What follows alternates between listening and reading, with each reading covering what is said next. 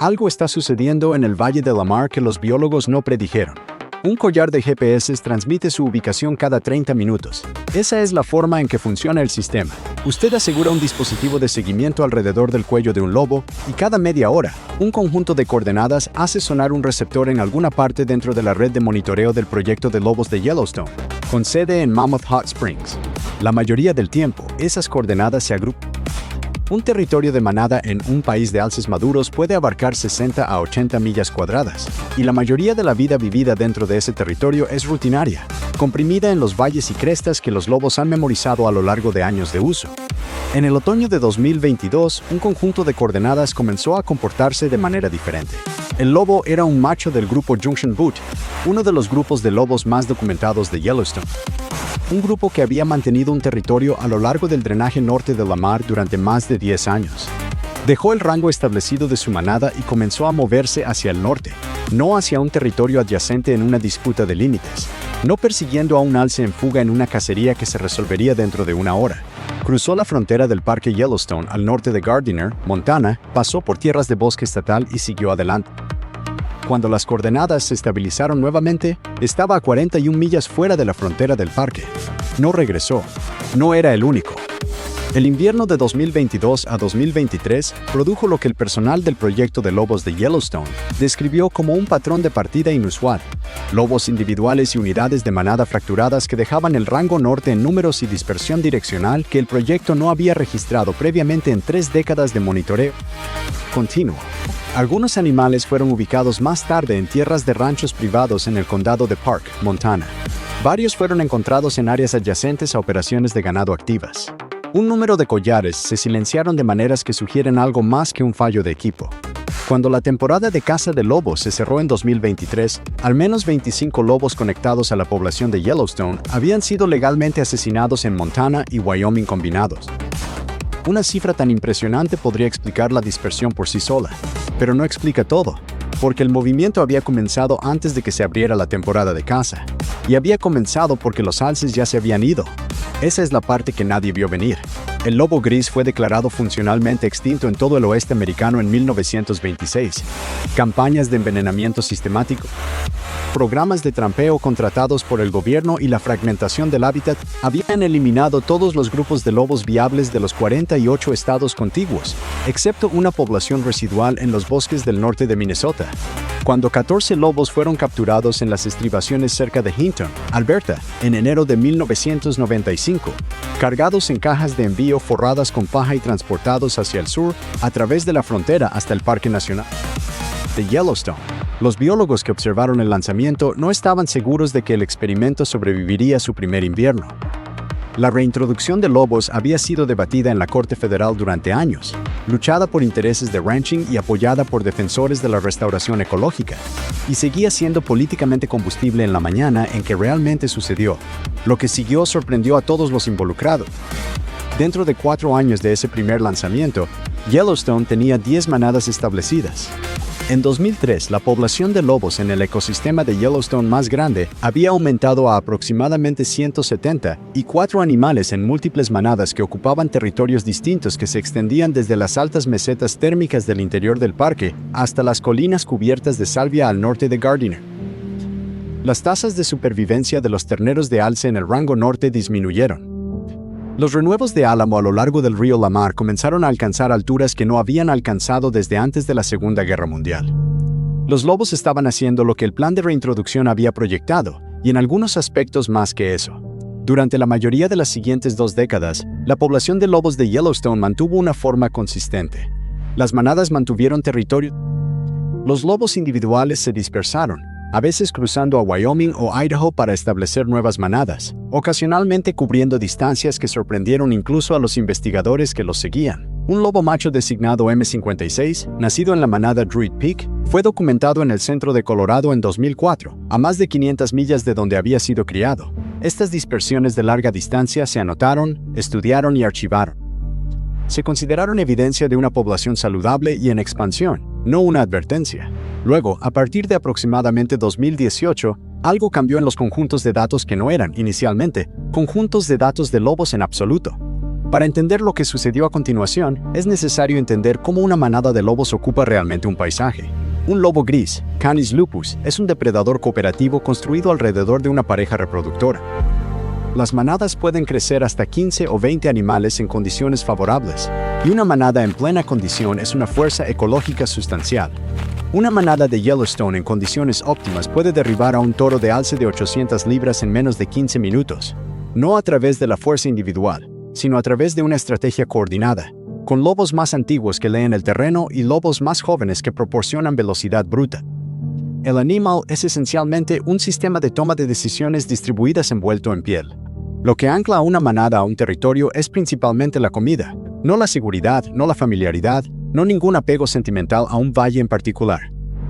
Un territorio que entrega de manera confiable suficiente presa durante todo el año, dado el número de lobos que necesitan comer y el tamaño de los animales ungulados disponibles en ese rango específico, es un territorio que vale la pena defender.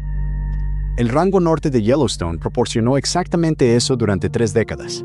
El Valle de la Mar en particular, un amplio valle glacial con sauces de río, praderas abiertas de pasto de manada nativa y laderas cubiertas de salvia flanqueadas por crestas volcánicas, estaba esencialmente optimizado como hábitat de alce. Y donde se concentran los alces a lo largo de un paisaje, las manadas de lobos se concentran con ellos. Los territorios de los lobos no son estructuras permanentes. Una manada mantiene lo que puede defender y lo que la base de presas puede sostener. Cuando la densidad de alimentos cae por debajo de un umbral, los lobos se mueven.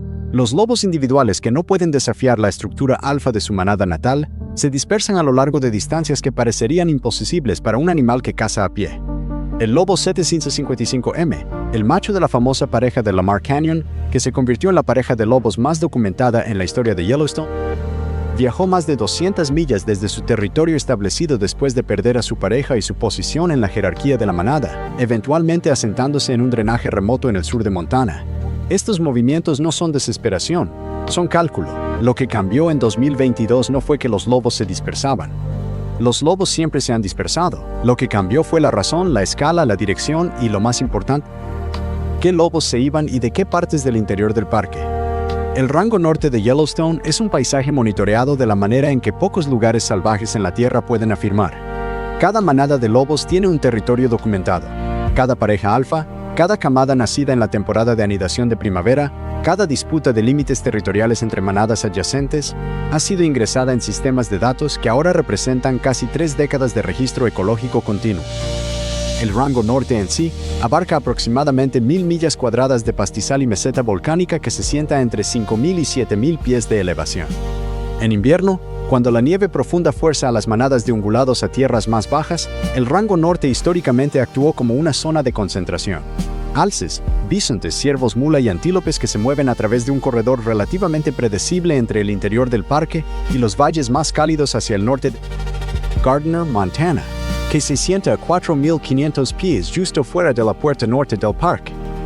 That seasonal concentration is what made the northern range so productive for wolves. The packs did not need to range far when the prey came to them every November. Between 2018 and 2023, researchers tracking elk movements through GPS collars began documenting a change in that pattern. Elk herds that had used the Lamar Valley and the Mirror Plateau as primary winter staging areas were spending less time in those zones.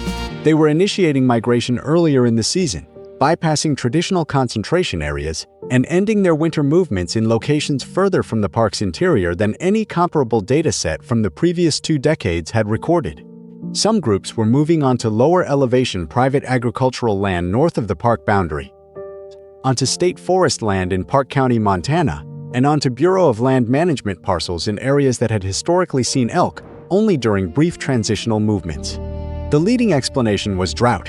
1995, and the years that followed had been wetter than average across much of the greater Yellowstone region.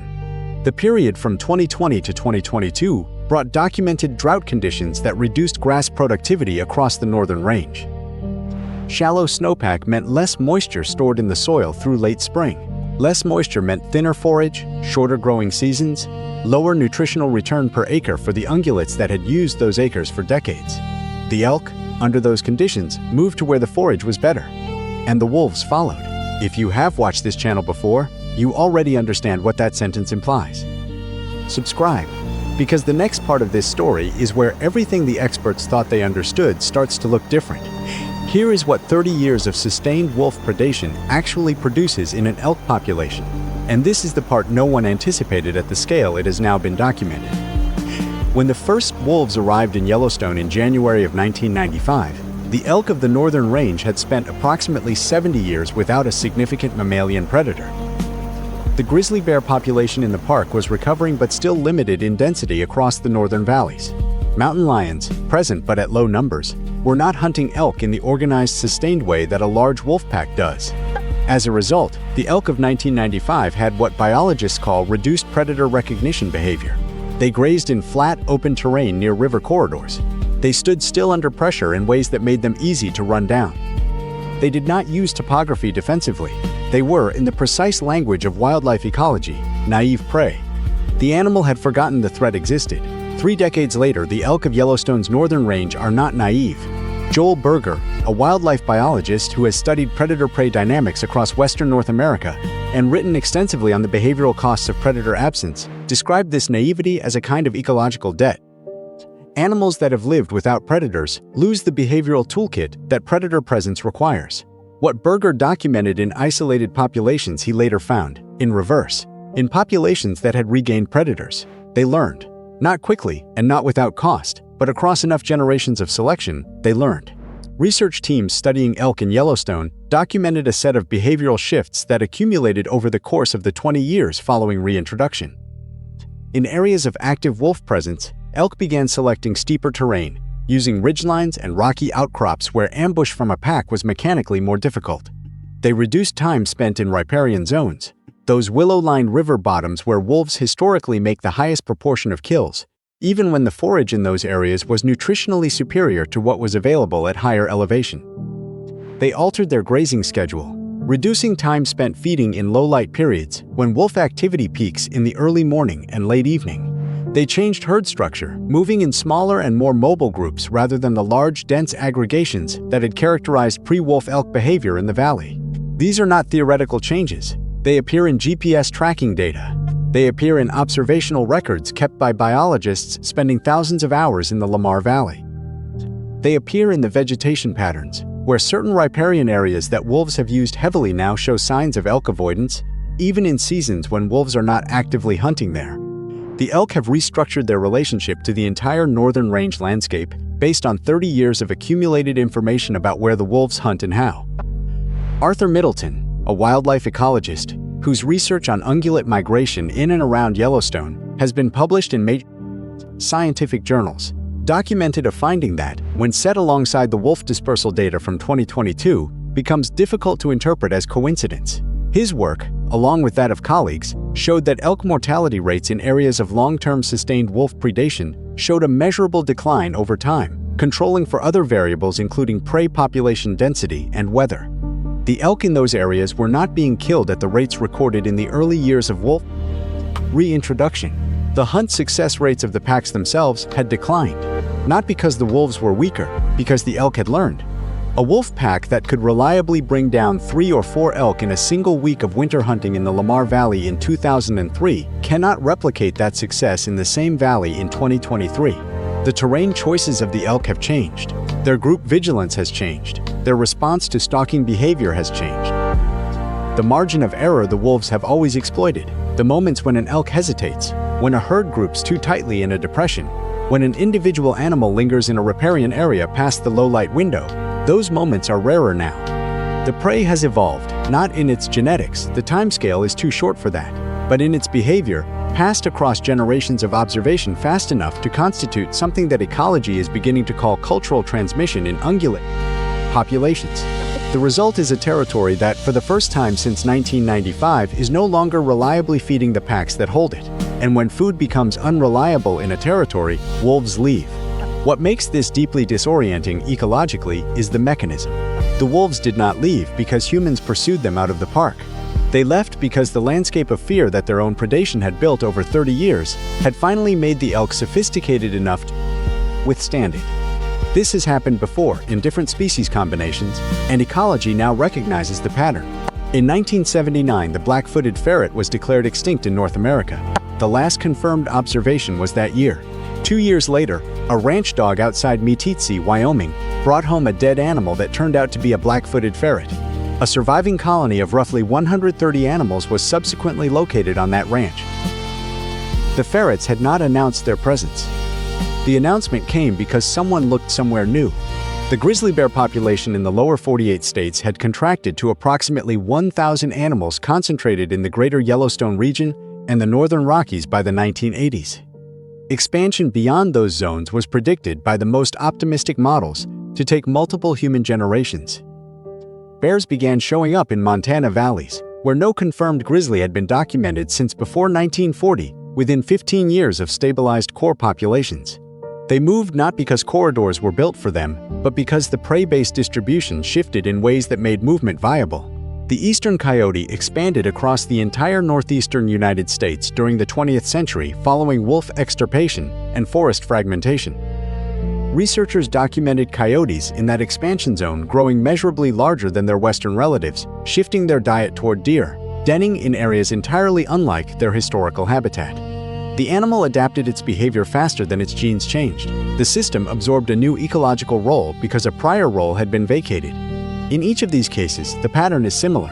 A large ecological change, whether the removal of a predator or the introduction of one, produces a cascade of behavioral adjustments throughout the system, and those adjustments move outward in directions and at speeds that no predictive model fully anticipated.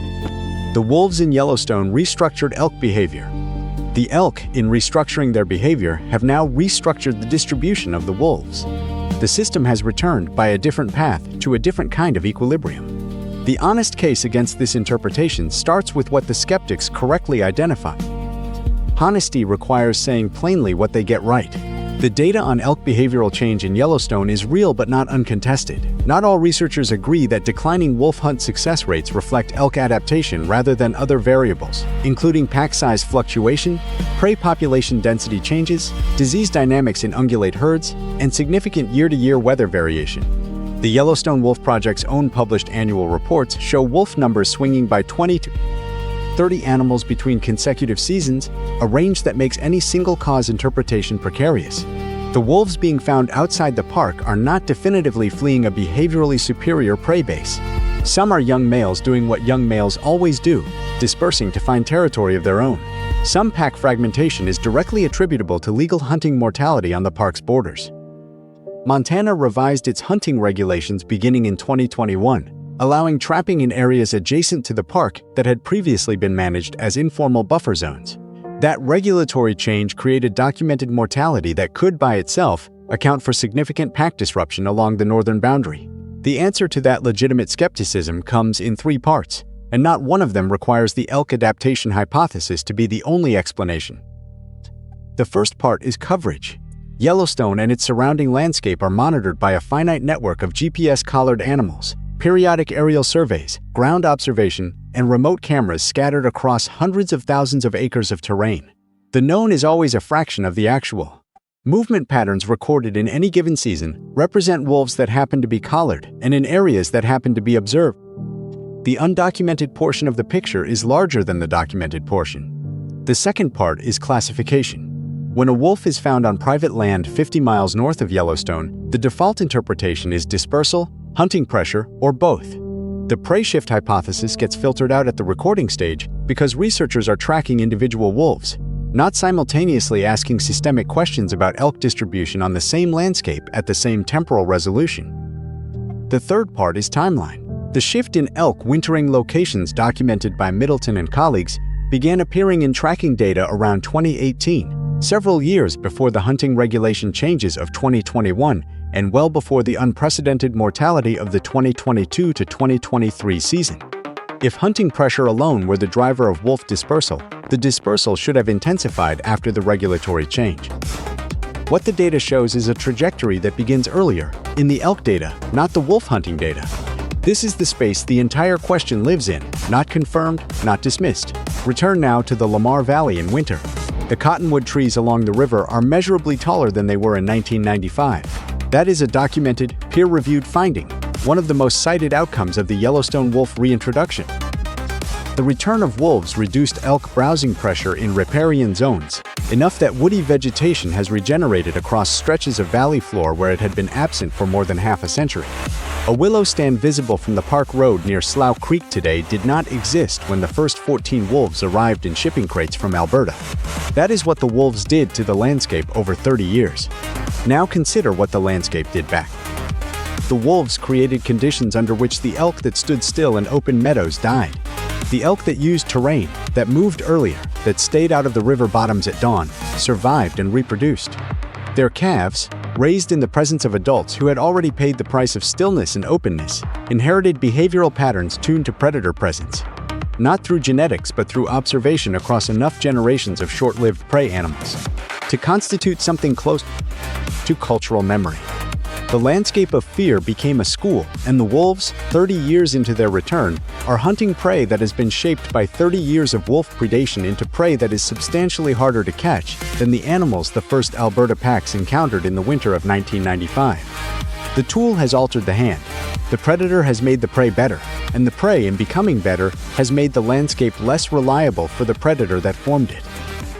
This does not mean wolves are leaving Yellowstone in any terminal or permanent sense. The population in the greater Yellowstone ecosystem has held between 80 and 120 animals through most of the past decade, and the biological infrastructure for wolf recovery in the region remains intact. Individual pack ranges will shift. New territories will form in areas where elk distribution has settled. The system will continue adjusting, as it has adjusted continuously since January of 1995. What it means is that the story most people know, wolves came back, elk behavior changed, rivers were restored, balance was achieved, is true but unfinished. The second chapter is less tidy than the first. The elk have learned. The wolves must now learn too. Where they go, how far they range, how their pack structures adapt to a prey base that has become.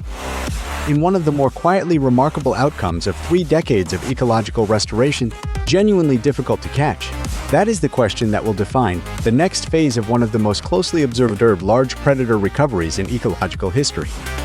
In the autumn of 2022, a male wolf from the Junction Butte Pack crossed the Yellowstone boundary north of Gardiner and kept moving. His collar transmitted coordinates from increasingly distant locations over the following 3 weeks. Then it went silent. Whether he found a new territory in some drainage in southern Montana, where no researcher is formally surveying ridgelines, whether his collar failed, whether something else happened on those unnamed slopes, none of that is in the data. What is in the data is that he left. And what the data increasingly suggests is the chain of events that made leaving the rational choice. The wolves helped build a world in the Lamar Valley. The elk adapted to that world. When the elk moved, the wolves faced a landscape that their own success had made harder to survive in. The question is not whether gray wolves will persist in the American West.